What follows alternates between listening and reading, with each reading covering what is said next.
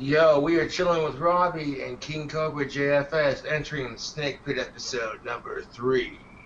That's How you right. cool Cobras doing? It's a cool Monday going on Tuesday. We got the rest of the week ahead of us. We got questions for your answers and answers for your questions. Absolutely. And this whole episode wasn't actually something I planned on doing. This was something that Josh wanted to do. So this is kind of like an extra bit in the series, which is really cool. I'm completely down with it. And Yeah, it's stemming off a bit that we touched on in the first episode, which was your magic. So yeah. this is the episode we are dubbing an introduction to magic with King Cobra. Like I said, this was something that you specifically wanted to do. So why don't you do me a favor and pick where we start, and we'll move from there. The fundamental principles of magic, the basic idea, magic and energy are basically the same thing, but to a degree, energy is different. Now, the real magic is the manipulation of energy around you and within. Magic works on coincidence. You ever see people who seem like they know some witchy type shit and things just start to fall into place for them, you know? So would you say? Oh, I'm sorry. Please go ahead. Energy exists in everything. There's energy in your headphones. There's energy in your computer. There's energy in your desk, your chair. There's an energy force behind everything, whether it is animate or inanimate. So would you consider magic and miracles to be on the same level? Would you consider that to be the same thing? Yeah, miracles can happen with magic. I've seen it happen. So I asked you a little bit in the first episode. Like I said, we touched on this subject. Uh, what was what was the moment that you realized that you had the ability to do magic? What was the event that gave you that insight? Um, well, when I was a kid, one day I stepped outside in a robe and I had my hands in the air and I could feel some sort of force gravitate through my feet and into my hands, and then it felt like energy shooting out of my hands. I started going like this, and it was a very calm, windless day, and then I started to control the wind. It's the lightest element out of all of them. Have you ever done anything more than that? Yes, I have. What would you say is your biggest feat? Conjuring thunderstorms. So I know through your videos that you've done examples of your magic, and one of them has been conjuring thunderstorms. Other than, what was a significant event you can remember where you used magic in some way, shape, or form? Well, I used it to make my wine business successful, and it happened. So I know because you make a lot of wands. You make a lot of wands. You're actually in the process of making a. Did you say it was a scepter? Staffs, Staff. yes. Yes, I made 2 staffs for the batch, and I'm in the process of making another wand for the batch, and I'll start another wand tomorrow, and then another one when that one's done. So how do the wands play into it? Is it a channeling thing, or what exactly do like? Or let me rephrase. How do they help the situation? Wands are like an empty vessel you can channel your energy through, and by making a wand from an actual stick collected from Mother Earth, you're able to channel your chi and your magic through it. It's sort of like magnifying your energy and giving it a more concentrated beam, if you will. That makes sense. That makes sense. Well, an extension of your powers, basically. Got you. So when you make wands, do because I mean I feel like with what you just said you wouldn't have to, but do you put any energy into the wands you make? Not the ones I make for Etsy, no. That is for the people who buy them to do. I make the wands on Etsy as an empty vessel ready to be used for magic or display or just because, hey, it's King Cobra's wand, you know? Got you. Well, the point of this video is an introduction, if you will, a quick guide to help people understand how they themselves can do what you do. what would be some steps you could tell somebody, like if somebody was to come up to you right now and be like, "Hey, Cobes, I want to learn how to do magic. What can you tell me?" What would that be? You want to walk before you can run. Don't take on anything major. Um, check out books from the library. Go to Barnes and Noble. Buy a couple books on magic. Read up on the subject. And just study it. Get a feel for it. So, do you how well of a grasp do you feel like you have on it? A lot better than when I first started practicing. I know you just told me the story. This is a question I should ask. Then, how old were you when you figured this out? About 12 or 13. So relatively young.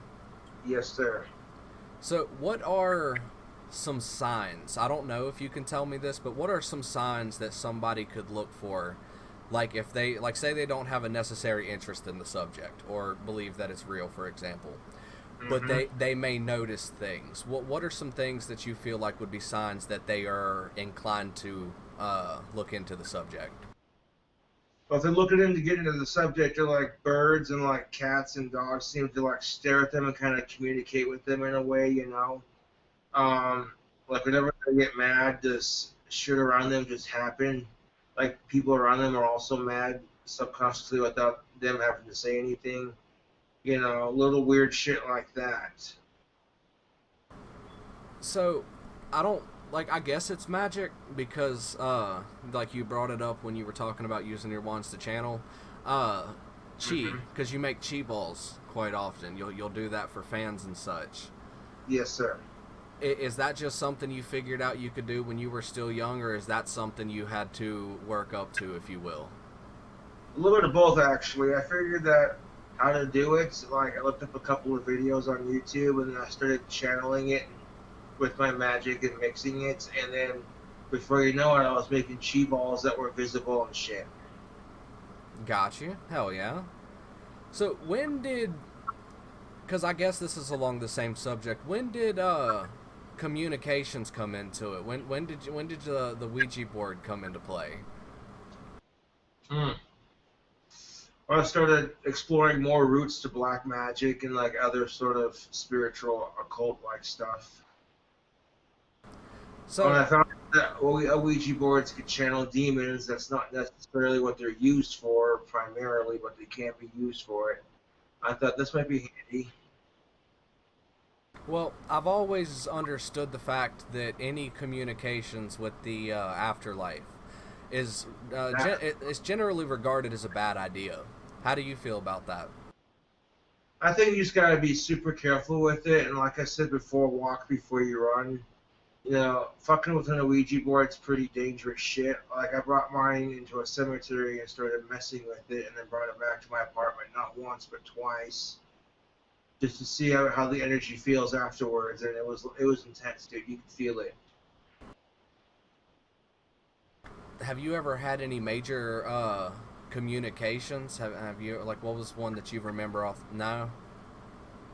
No, not really major communications, but like I noticed that when I use my Ouija board in my apartment, like stuff will move on its own and like go flying off the shelves and shit.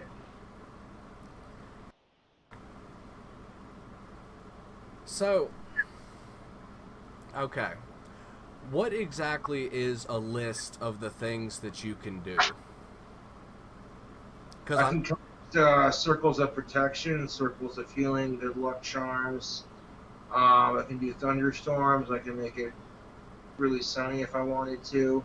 So I do a bit of weather magic. Yes, I can also do circles of anti-protection, like against people like ISIS, the terrorist organization. My magic, I've been casting spells against them for ages, and they finally got their leader not too long ago. So that's what's up. so because I've seen it come up in your chat sometimes, mostly trolls, but that they said if you cast a spell to get rid of the coronavirus or end the coronavirus, and it hasn't happened yet. Oh, Uh, it will. And sometimes magic takes time. That's the thing about spells is sometimes it'll just happen overnight. right. You know, the energy on it builds and builds and builds, and then when it releases, it's magnificent. So let me ask you a question, because I'm not trying to doubt you or anything. Do you feel like if somebody with a higher magical caliber, somebody who's been studying it like longer than you, I mean, Yeah. do you feel like if they were to do the same thing, it would still be a waiting game? Yes, I do. Yeah. Yeah. Well, I don't really understand much of any of it. The closest thing I've ever gotten to looking into the occult, if you will, is tarot cards, and even that I wasn't very good at it. Uh, but I know that there are different mediums of looking into this, as you said, and as I brought up with the Ouija board. What are some other avenues that you've gone down and maybe have not been successful, or maybe you have found success in? Another thing I can do is astral project. I can creep into people's dreams. I can give them the best dream that they ever had, or I can give them nightmares.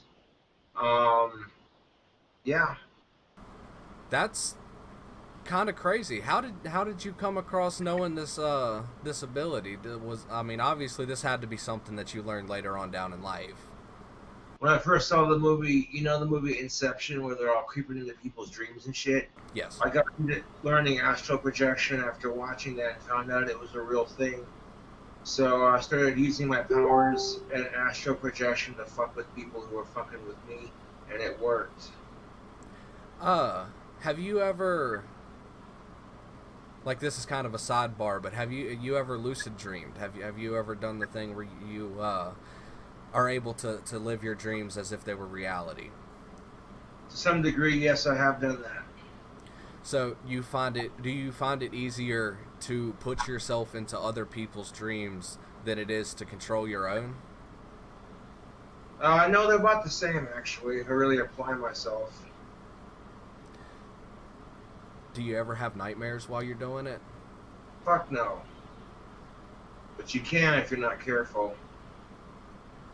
What I meant was, have you ever been in a nightmare? Other side. I'm sorry? My theory is that when you dream at night, it's a gateway to the other side, like the spirit world. Because when you're asleep, you're kind of half dead, basically, and dying is like going to sleep with your eyes open if you really think about it. Well, I mean, I have actually heard, because I mean, I'm into looking into a lot of weird stuff, and I have heard that people, like, that's a theory, that's an honest to God theory, that people believe when you sleep, you see something else, or you see an alternate life.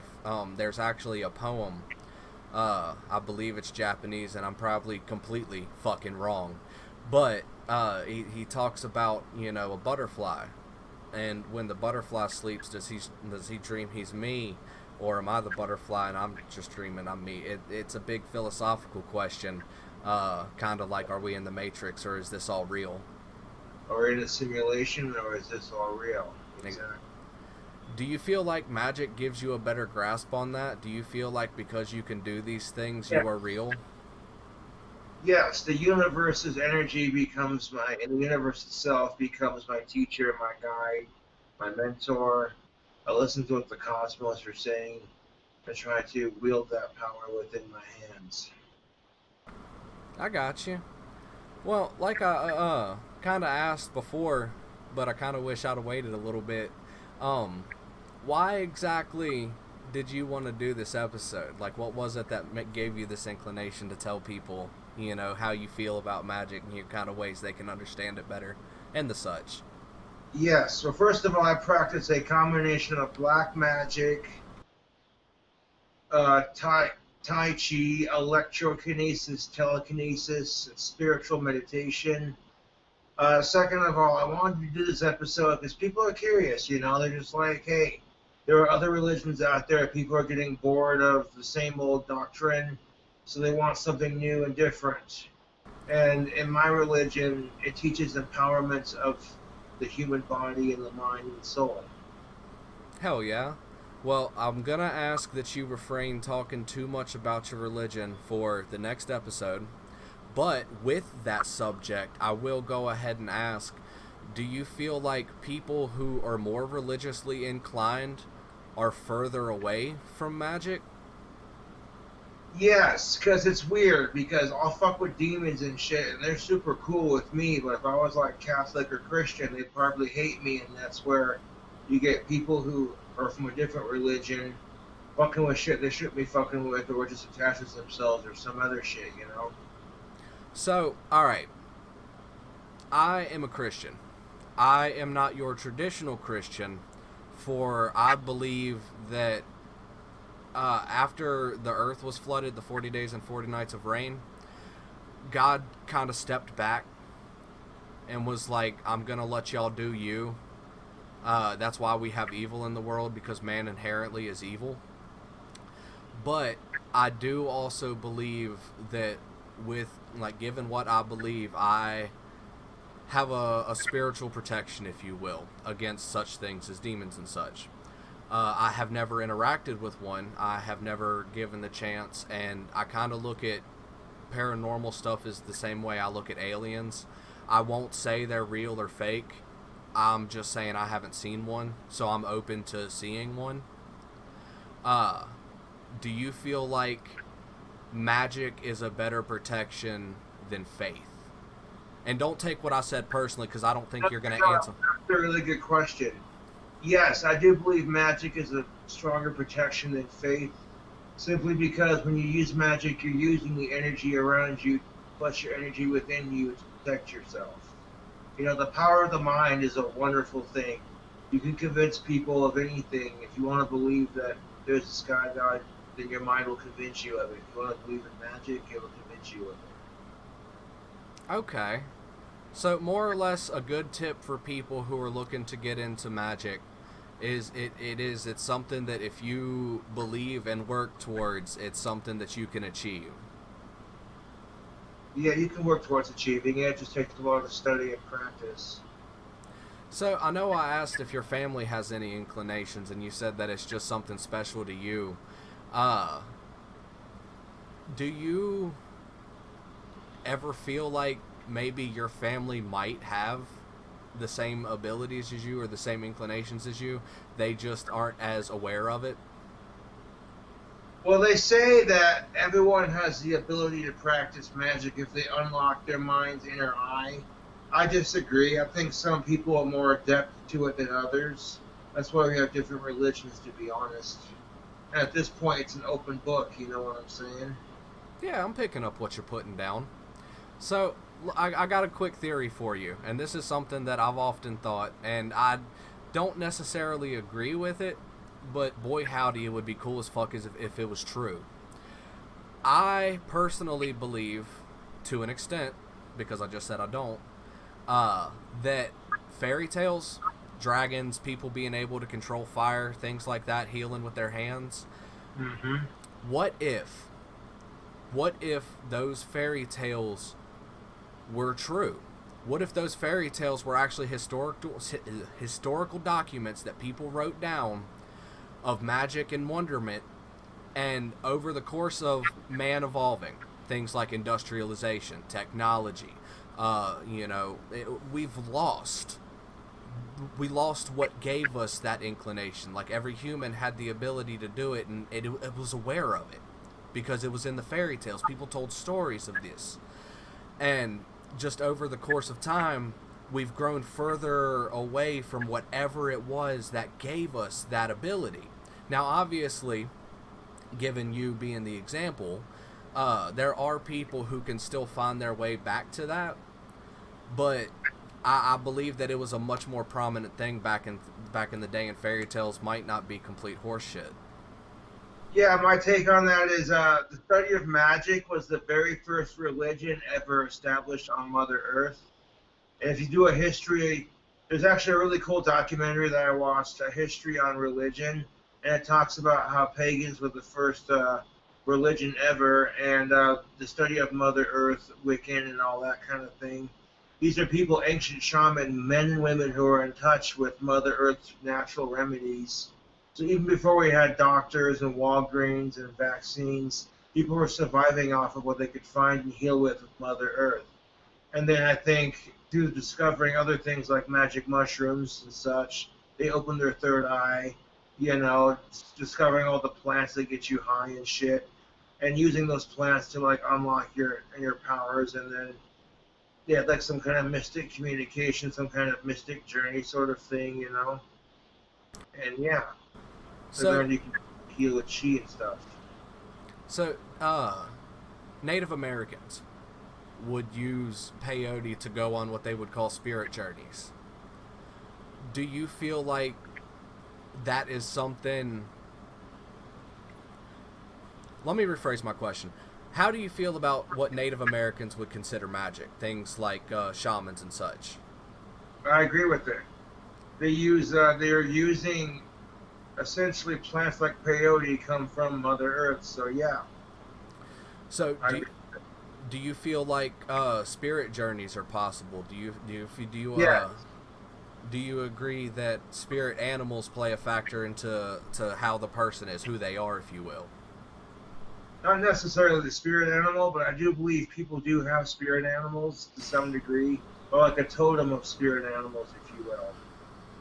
Well, I'm gonna go out on a limb and assume you, King Cobra, spirit animal is probably a king cobra. Am I correct? Or a cobra in general, yes. How do you feel, or why do you make that connection? How do you feel a cobra represents you as a person? I don't know. Cobras are not generally aggressive unless you get defensive with them. I'm the same way, you know. Then that's just it. Like, they don't waste their venom, so I'm not going to waste my time on top of it. I, And king cobras are a very intelligent snake. They're very aware of their surroundings, and people pursue me to be stupid because of my Asperger's. So I'll play stupid to see how they act around me, and it makes me more aware of how people really think. so I know, given your situation of people fucking with you, fairly common occurrence. Uh, do you ever feel bad? Do you ever feel like maybe using magic on them is too much? Depends on what they did. Like if they're using their life to hurt others, and then no, I'm not having it. I feel that. Protecting injustices. I hear you. Yeah, it's just it. The idea that, okay, you associate with Satan or you associate with magic, that, oh, you're the bad guy, he's the bad guy. No, that's a big misunderstanding. Just like any other religion that gets a bad name for the assholes that ruin it. Well, It, it depends on like how you use your magic, and I like to use my magic for good, honestly. okay. So I'm actually glad you said that because I was going to ask you a question. I was wondering how I was going to segue into it. Uh, do you? All right. So this is a two-part question. Do you believe there's a such thing as bad magic? Yes, I do. What would be some examples of bad magic? Using magic to hurt people who don't deserve it. Using magic to, fuck up shit that shouldn't be fucked with. Okay. That yeah, good. Second part of that question. So based off your answer, what you're telling me is there is no bad magic per se. There are bad magic users. Yes, magic is magic, and really it just comes down to the user. There are some really messed up things that you can do with magic that you shouldn't do. So I asked if you ever used your magic on somebody who fucked with you and felt bad about it, but let's broaden that. Have you ever regretfully used your magic? Mm, not that I can think of at the moment, no. I got you. I mean, we all make mistakes, especially when we were younger. So I mean, I know if I had, well, so yeah, fuck, especially when I was younger, if I had inclinations, if I had abilities that not everybody else did, yeah, my dumbass probably would have gotten into some trouble or two. You good, man? Fuck yeah, I'm good. Someone's hit me up on Facebook. Oh, you're good. Take your time. Oh yeah, I was just responding to it. My buddy Chaz is helping me get that stupid troll subreddit taken down. I love it. Fuck yeah, dude. I'm gonna grab some water. Oh, you're good. Yeah. Okay. Now I hit my vape. That's cool.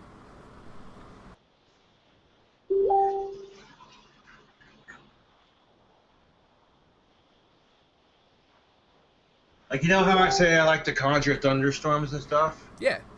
Well, I shit you not. Right now, I'm working on this badass snake skin staff. It's got cobra skin on it.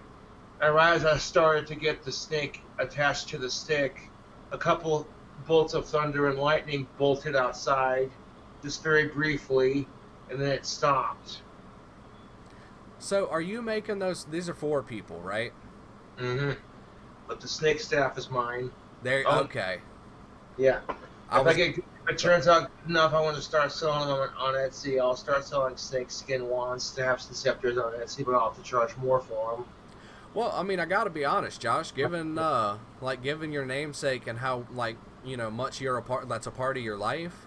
I'm kind of surprised that hasn't come up sooner. And I guess with that, I'll go ahead and ask because obviously, I guess the levels would be wand, scepter, staff. Hell yeah. Yeah, is that how that works? Like you have your wands, your scepters, and your staffs. That's exactly how it works. Yep. So, because of what you told me earlier, it would lead me to believe that if I was to get a staff over a wand, I could use it to charge. Like I could put more of my power into it, thus making it a more powerful magical item. Correct? Yes, sir. Staffs are the most powerful out of the 3. Okay. See, that's important information for anybody who's trying to get into this because anybody who's coming to my channel to see these interviews and who do not know who King Cobra JFS is, he makes wands, actually. With the smaller wand, too, which depends on your power level. Well, go ahead and take a second, because like I said, this is for new and old people as well, to, I guess promote your shop, tell them where to go if they, are so inclined to buy a wand or something along those lines. Fuck. Well, you're good, dude. Fuck yeah. First of all, thank you, Robbie, for having me on another episode. Fucking righteous, brother. Second of all, if you want to smell like a stud, get yourself some tactical soap. Coupon code King Cobra. The affiliate link is in the bottom of the description box of all my videos now. That helps me out, and coupon code King Cobra helps you out with 10% off your next order. Second of all, if you're so inclined to check out my merch, awesome. Also in the description box of each video. And third and finally, the wand business. Cobra Craft Handmade Wands with a C and a W. CCW. The link is also in the description box of all my videos. It's my Etsy shop. Right now, I don't have any wands up for sale, but I'm working on them. So, just to give people an idea, you don't it's not a pre-order thing. You do it in bundles. So if somebody wants to order some, they have to wait for the bundles to come, and they can't just hit you up and be like, "Yo, make me a wand." Yeah, I don't do custom orders, unfortunately. First come, first serve. You see it listed, buy it up. Otherwise, it's going to be gone. I've had back selling like one day flat. I was going to say, and they do sell out relatively quick, given the information I found just going through your back catalog. They sell like that. Fuck yeah, they do, and I really do appreciate my loyal customers. I've had return customers because they were so satisfied with their first purchase, which always makes me happy when I get a returning customer. Well, that's most definitely what's up. Yeah, buddy. And I take pride in my wands too, man. I tell you what. Well, I mean, I haven't personally bought one, but from what I've seen, no, you do. You make these things and you care. Buddy, that's not only a stress reliever for me, but it's also a great way to give something back to my fans and help me make some money on the side. Absolutely. The money is the bonus. Just the energy I feel when people are unboxing their wands. When they're doing reviews and going, "Sick! I got my Cobra Craft handmade wand." That's a good feeling. Hell yeah! Happy with my product. Oh no. Well, all right, man. I feel like we're coming up on about the same time as the rest of the interviews we've done so far. So I guess what I'll do is I'm gonna give you however long you feel like you need to kind of give your closing thoughts on the matter, as the episode is named Introduction to Magic. Kind of give us just a run over of how somebody can figure it out. You know, we talked about the signs, so you don't have to go over that. And, you know, just kind of give your general thoughts on the thing. If you know, you feel like people should do it, if you feel like maybe it's not for everybody, you know, it's that time. Oh yeah, first of all, if I may be so inclined, I'm going to produce a bright green chi ball for you on your stream here. Absolutely, dude. Fuck yeah, while I'm working that up, some point of discussion. Try to envision energy flowing through your fingertips, and if you could actually feel your fingertips tingling, you might be magically inclined. Look at a different colored one right there, but that's all right. Who cares what color it was? That was still cool. Like, oh, my bad. Like I said, close enough, right? Yeah, but it was blue instead of green, but that's all right. That works. Hey, it's all good, man. It's all good. Here we go. Wow. I saw that burst between my hands. I got two of them there. That was sick. No, like I said, when all this started, I have no inclinations, and I did no. I just, you said you wanted to do this episode. I was genuinely interested, and I'm really and wholeheartedly glad you did it with me. Uh, Yeah, dude. so as per usual, everybody, thank y'all for watching. This has been the third part of the In the Pit with King Cobra JFS. Yeah. And like the past couple, I'm gonna go ahead and let Cobe sign us on the fuck out of here. Back at you with another In the Snake Pit with King Cobra JFS and Robbie. I'll catch you cool cobras later. Subscribe for more awesome content. Fucking awesome.